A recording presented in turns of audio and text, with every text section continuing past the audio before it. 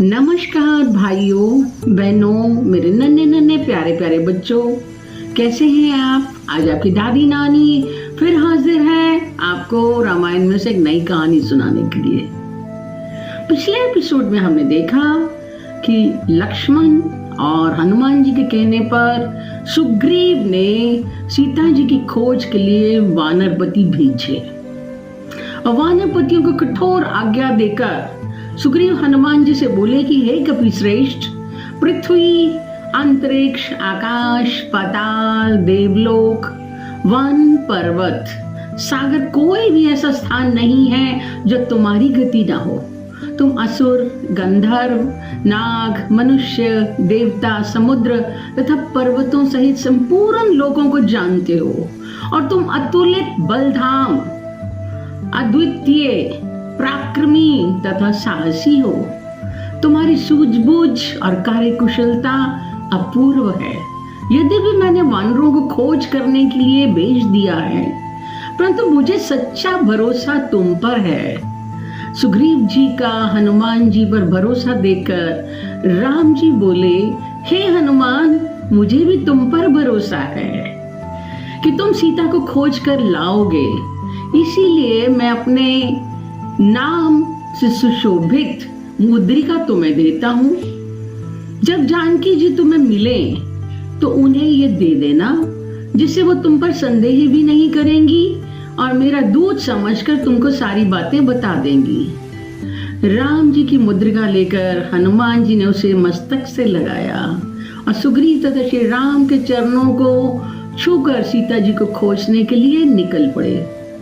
शेष वानर भी सुग्रीव के निर्देशानुसार अलग अलग दिशाओं में चल पड़े। उन्होंने हर जगह उन्हें तलाशा, पर कहीं भी उन्हें सीता जी का पता नहीं लगा। अंत में भूख प्यास से व्याकुल होकर जब एक जगह पर बैठकर विचार विमर्श करते हैं, एक युद्धपति ने उन्हें संबोधित करते हुए कहा कि हमने उत्तर, पूर्व और पश्चिम दिशा में अत्यंत अगम्य प्रतीत होने वाले स्थानों को भी छान मारा, किंतु महारानी सीता जी का पता नहीं चला। मेरे विचार में अब हमें दक्षिण दिशा की ओर प्रस्थान करना चाहिए। हमें अधिक समय नष्ट नहीं करना चाहिए और अभी चल देना चाहिए। युद्धपति का प्रस्ताव स्वीकार करके सब दल वहां से रवाना हो गए और विंध्याचल की तरफ पहुंचे। विंध्या पर्वत के आसपास का इलाका गुफाओं, घने जंगलों से भरा हुआ था। बहुत कठिनाई का सामना करना पड़ा, लेकिन सीता जी के दर्शन नहीं हुए। हमारे सुग्रीव का दिया हुआ समय भी खत्म हो रहा था। सब निराश थे, लेकिन युवराज अंगद ने कहा कि निराश और भयभीत होने की जरूरत नहीं है, हमें आगे उद्योग करते रहना चाहिए। अंगद के शब्दों से उत्साहित वानर वापस खोज में लग जाते हैं। भूख और प्यास से व्याकुल उन्होंने एक गुफा देखी, जिसमें हंस, क्रौंच, सारस और जल से भीगे चकवे दिखाई देते हैं। उन्होंने अनुमान लगा लिया कि इसके अंदर पानी जरूर होना चाहिए। हनुमान जी की सलाह पर सब अंदर घुस गए। भीतर जाकर उन्होंने देखा कि वह स्थान उत्तम, प्रकाशमान और मनमोहक है। चारों ओर साल, ताल, तमाल, नागकेसर, अशोक, चंपा, कनेर के पुष्प युक्त वृक्ष दिखाई देते हैं। वे सभी वृक्ष सुनहरी थे, उनसे अग्नि के समान प्रवाह निकल रही थी। उनके फल फूल भी सुनहरे थे। वहां विशाल सरोवर भी दिखाई दिया, जिनमें स्वर्ण, कमल और मत्स्य शोभा पा रहे हैं। उन्होंने वहां सोने और चांदी से बने हुए भवन भी देखे, जिनकी खिड़कियां मोतियों की जालियों से ढकी हुई थी। पात्रों में सोना, चांदी, कांसे के ढेर पड़े हुए थे। बहुमूल्य सवारियां, दिव्य वस्त्र, कंबल, कालीन, मृग चर्म भी वहां रखे हुए थे। कुछ दूर जाने के बाद उन्हें एक स्त्री दिखाई दी, जिसने वल्कल और काले रंग का मृग चर्म पहना हुआ था और उसका तेज तपस्या के कारण से बहुत बढ़ गया था। परम बुद्धिमान हनुमान जी ने हाथ जोड़कर पूछा, देवी आप कौन हैं? ये गुफा, भवन, रत्नादि किसके हैं? हे देवी, हम लोग तो भूख प्यास से व्याकुल होकर यहाँ आए थे, पर यहाँ के अद्भुत पदार्थों को देखकर हमें कुछ भी सूझ नहीं रहा। ये आपकी तपस्या का परिणाम है या कोई आसुरी माया है?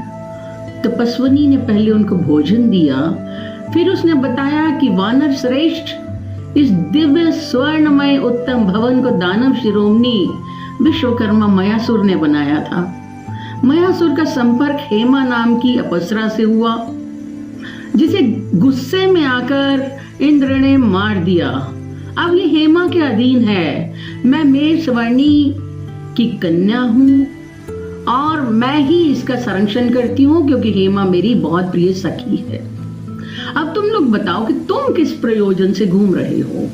हनुमान जी ने बताया कि दशरथ नंदन राम जी सीता और लक्ष्मण के साथ दंडक वन में रह रहे थे।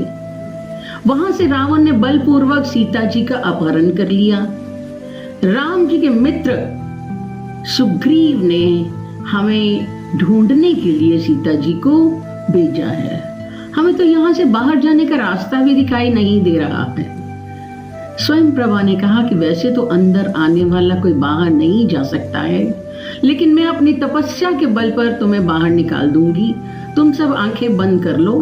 उनके आदेश के अनुसार सबने आंखें बंद की और जब बाहर आंखें खोली तो वो बाहर महासागर के सामने थे।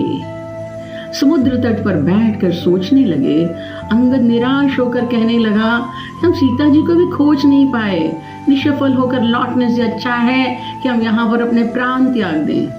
तब हनुमान जी ने कहा कि तुम अपने पिता की तरह से बलशाली पराक्रमी हो, तुम्हें निराशा के ये बोल शोभा नहीं देते। उतनी देर में वहां गृद्धराज संपाति आ गया।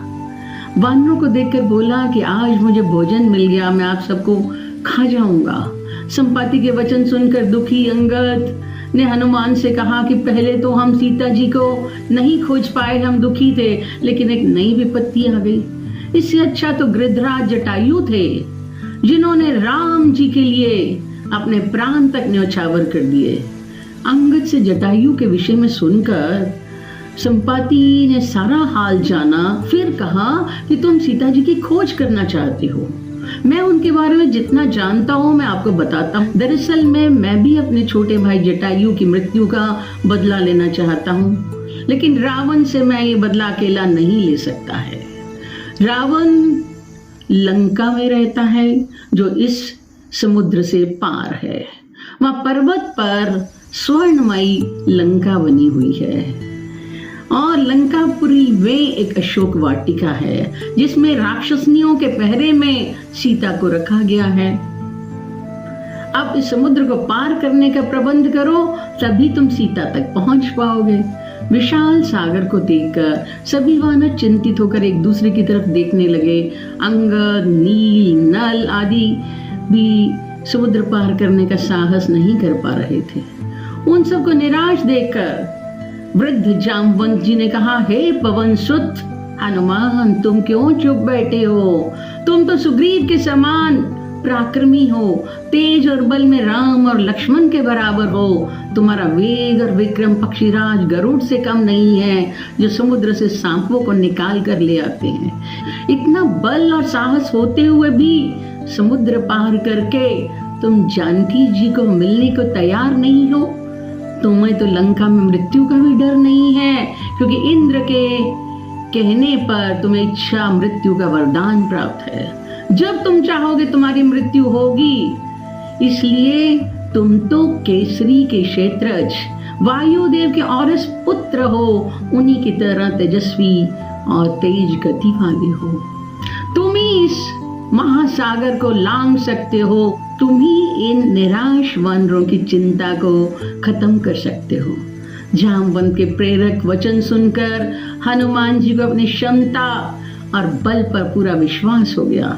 हनुमान जी बोले कि आपके आशीर्वाद से मेघ से उत्पन्न होने वाली बिजली की तरह मैं पलक भर में लंका में पहुंच जाऊंगा उड़कर। मुझे विश्वास हो गया है कि मैं सीता जी को जरूर मिलूंगा। और सबसे विदा लेकर हनुमान जी महेंद्र पर्वत पर चढ़ जाते हैं।